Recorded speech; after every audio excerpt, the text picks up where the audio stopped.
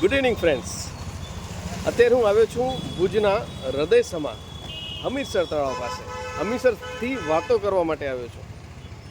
હમીરસરે મને કહ્યું કે આવતીકાલે શું થશે, ત્યારે મેં એક જ વાત કહી કે કુદરત કરી શકે જે ધારે તે.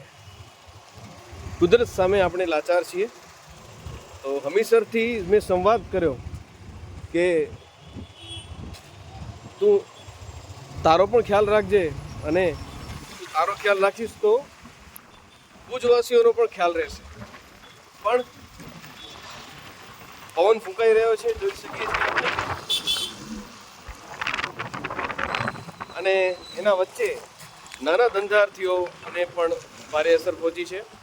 જોઈ શકીએ છીએ કે લારી ગલ્લા બધા બંધ છે. જ્યાં સોડા મળતા, જ્યાં દાબેલી મળતી, અને પોલીસ વિભાગ પણ તૈનાત છે ખડે પગે. તો આ એક ખૂબ જ કહી શકાય કે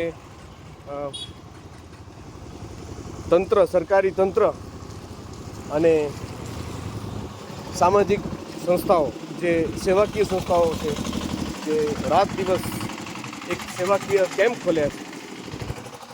તો એ દ્રષ્ટિએ એક માનવતા જાગૃત થઈ છે.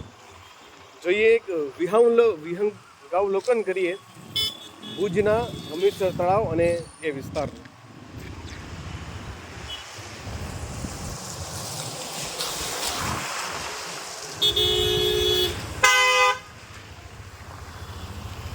હમીરસરની પાળી ખાલીખમ.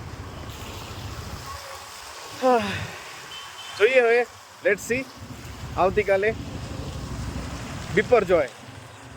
કુદરતને પ્રાર્થના કરીએ કે બિપરજોય બમ્પર જોય બનીને આવે અને કોઈને કાંઈ ન થાય. બાય.